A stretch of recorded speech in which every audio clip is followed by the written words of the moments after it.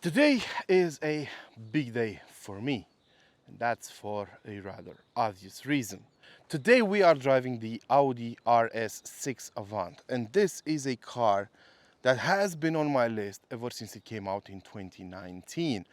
And I never really thought I would get to drive it, but thank the automotive gods, I do. And this is one of the last real RS6 big models, because the German company is moving to electric platforms, and we're gonna be so sorry to see it go. But before it does, let's talk about it. What is it? This is the fourth generation Audi RS6. It is a car that follows in the footsteps of other brilliant machines. Ever since it was launched initially in 2002, the RS6 was the crazy wagon in the German lineup. If its rivals are mostly known for their sedan versions, for the M5 and the E63 AMG, well, the RS6 is mainly known for its wagon shape. The sedan was the exception for the RS6, for the Audi model, whereas on the BMW or Mercedes-Benz versions, the wagon was the exception, especially for BMW. And ever since it came out, it had brilliant engines under the hood. The original had a 4.2 liter V8, not exactly impressive, but it was a twin turbocharged setup back in 2002, when turbocharging wasn't exactly anyone's cup of tea. Then came the amazing RS6 with a V10 5-liter engine under the hood from Lamborghini, and that to this day remains a brilliant car. And imagine the fact that everybody loves the M5, right? And it's 5-liter V10, but the RS6 model had almost 80 horsepower more to deal with. So yeah, over time, this car had brilliant engines under the hood. This one is no exception. It has a 4-liter V8 with 600 horsepower under the hood, and we're going to talk about that later on. But for now, let's talk about its exterior design. This is just brilliant. This is a incredibly good looking car.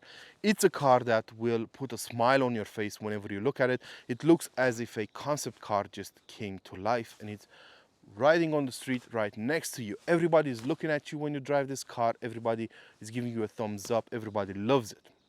And that's because it's so aggressive and yet a wagon. So somehow it's a bittersweet flavor, if you will, between a caring dad, imagine Pedro Pascal, but riding a motorcycle, something like that.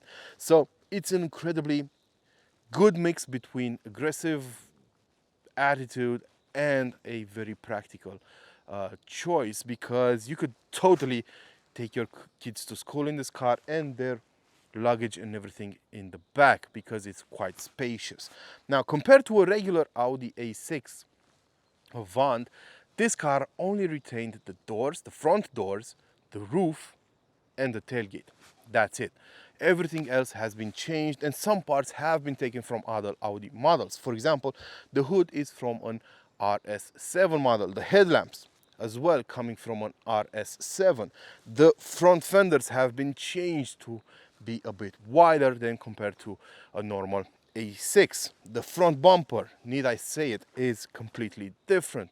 And the same goes for the back, where we have 8 extra centimeters in total in width, with larger fenders, wider fenders, huge wheels, and a special design for the rear end, where we have a special exhaust, in this case with black tips. That's an optional feature on this car. Actually, all of the black elements you see are part of a package that deals away with the chrome on this car and replaces it with black, gloss black elements. Yeah, from the side you'll also notice this is a pretty big car. It's almost 5 meters long. You have 22-inch wheels on this model, but the car comes with 21-inch wheels as standard. Behind them you'll notice huge brake pads, huge brakes. We have 420mm brake discs and 10-piston floating calipers right on top of them for that extra grunt. Now, this car tips the scales at 2.1 tons, so it does need all this braking power to keep it in check.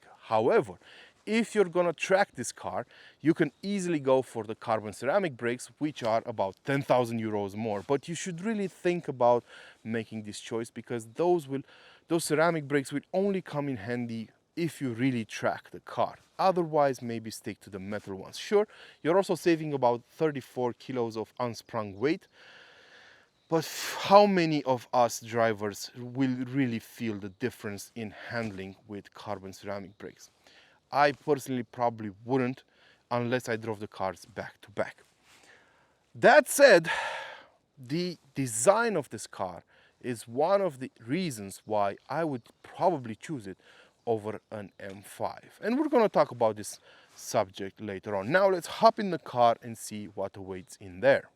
Inside the cabin, well, not a lot has changed. And that's because, well, this is an Audi A6 at its core.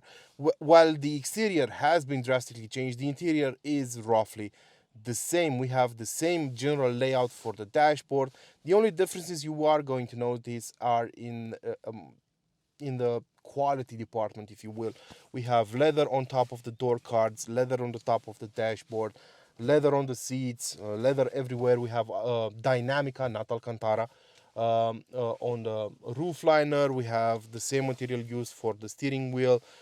So everything feels really well put together and really good in terms of quality. But other than that, everything looks exactly the same. The differences are quite interesting. For example, we have an RS badge in the grille of the car shown here on the infotainment screen, and the instrument cluster, which we all know and love by now, has a new graphics design for the RS mode, which basically is meant to show you exactly when to shift gear when in manual mode, and it looks really good. But other than that, that's about it. The seats, I love the seats. You can configure them in a number of ways, and we have the leather seats with the red contrast stitching on them. These offer a number of adjustments. We have the headrest embedded into the backrest, but they are incredibly comfortable and they offer a lot of side support. Now, the driving position is very impressive. You can basically adjust it in a matter of seconds. You'll have no issue finding your comfortable driving position, and you do feel in command while behind the wheel. The visibility is impressive, absolutely brilliant all around. And I have to mention the double sunroof on this car as well, because it does bring in a lot of light. What I would have liked is a bit more color inside this car. I don't know who configured it, but it's all black and gray, and I would have preferred a bit more color. And also I would have preferred better quality materials on the center console over here and on top of the dashboard. But other than that, no criticism from my end. Now, I think it's time to start it up and drive this car, because you'll probably be curious about that as well. So, what is it like to drive? Well, the first thing that surprised me about the RS6 was the suspension setup and how comfortable it is overall. Now, the moment I got in and I saw those 22-inch wheels, I thought to myself, this is going to be a bumpy ride. And understandably so. If you've ever driven a car with 22-inch wheels, you probably already know the feeling. For me personally, I don't think I've ever driven a car with 22-inch wheels other than an SUV. So then I thought that on a car like this, I would probably get the biggest jitters of my life. But I was incredibly wrong. And that's because this car comes with probably one of the most refined air suspension setups I've ever experienced. Yes, the RS6 comes as standard with an air suspension. This car has an optional feature on board which brings a hydraulic adaptive setup for high performance driving as well. Basically, this system replaces the electromechanical system we've seen on a number of other VAG products, where you would use a 48 volt system with active anti-roll bars that would basically push the car in the opposite direction whenever you would lean into a corner in order to keep it as flat as possible. This car has a hydraulic system that does that. But leaving that suspension bit aside, we're going to talk about it later on. Let's talk about the engine. This is a 4-liter twin-turbo V8, a mild hybrid V8 with 600 horsepower and 800 Newton meters of torque, connected to a ZF 8-speed gearbox, which includes an electric motor. That makes it a mild hybrid. It has quattro all-wheel drive, and according to Audi, it should do 100 kilometers an hour from standstill in 3.6 seconds. But we're here to test the car, so we're not gonna take their word for granted. We are going to try and figure out exactly how fast this car is. And I'm gonna tell you by the seam of my pants. Let's launch it, should we?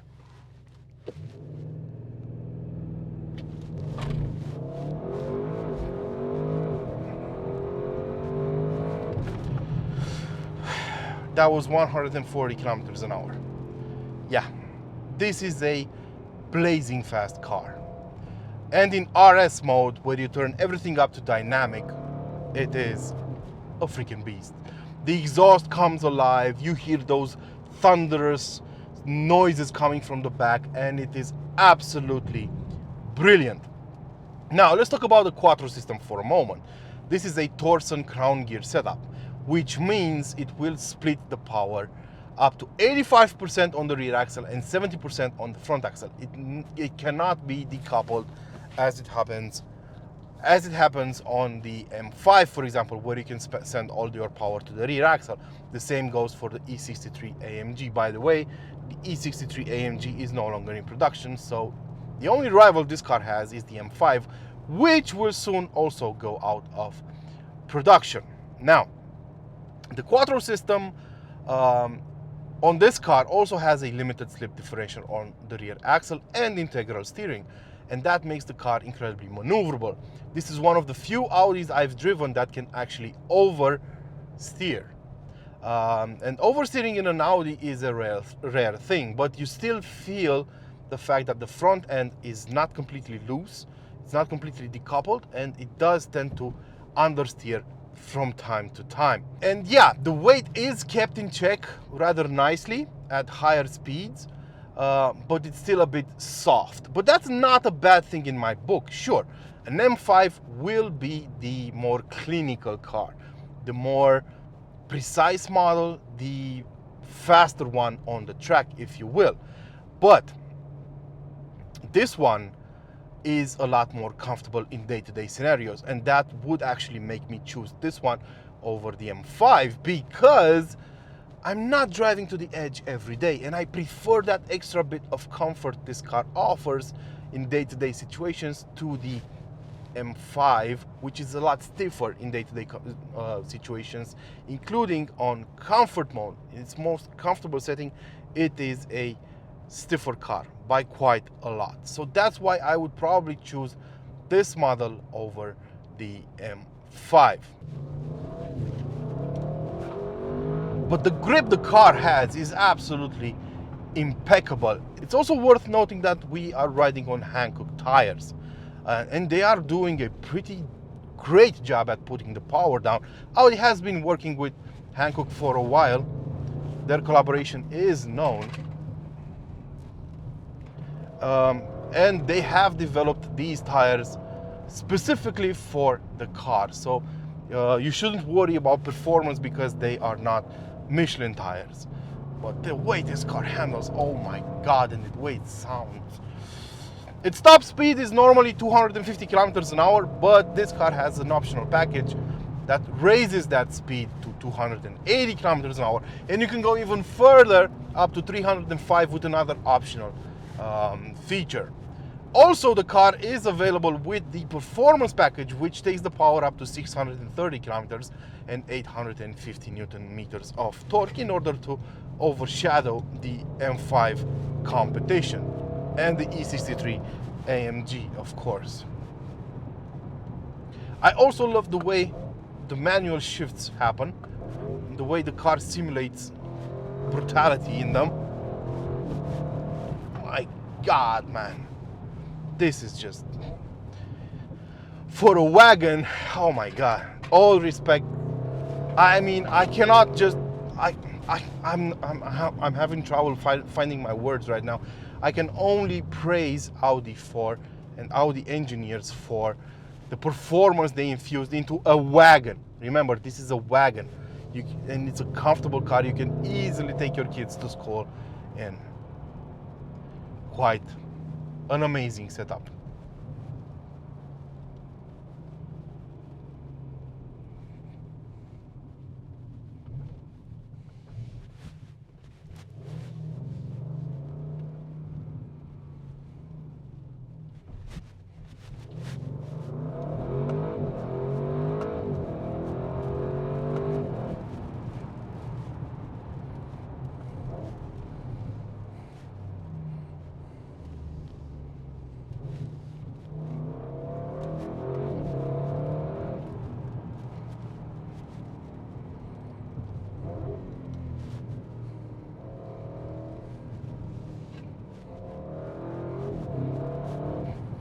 Yeah, sorry about that. I got a bit carried away, but this car is just amazing.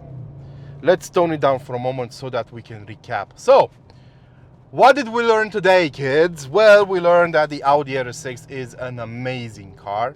I would pick it over the M5 because of its incredible comfort, and it has incredible performance on the road. What is there to say? This has just become my favorite car in this segment, thanks to its design, thanks to its practicality, to its comfort, to its performance. I know the M5 is faster. I know the M5 is more precise. It probably drives better, but it's not as comfortable as this car, and it doesn't look as good. And I am a sucker for looks, for design, for great design. And this car is just right up my alley in this regard. If you feel different, please let me know in the comment section below.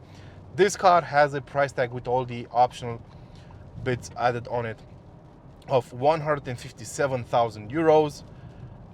If it's expensive or not, I don't know, but it's right in where you would find all of its rivals as well. Until next time, of course, don't forget to like this video, maybe share and subscribe, and don't forget to feed your passions. Ciao.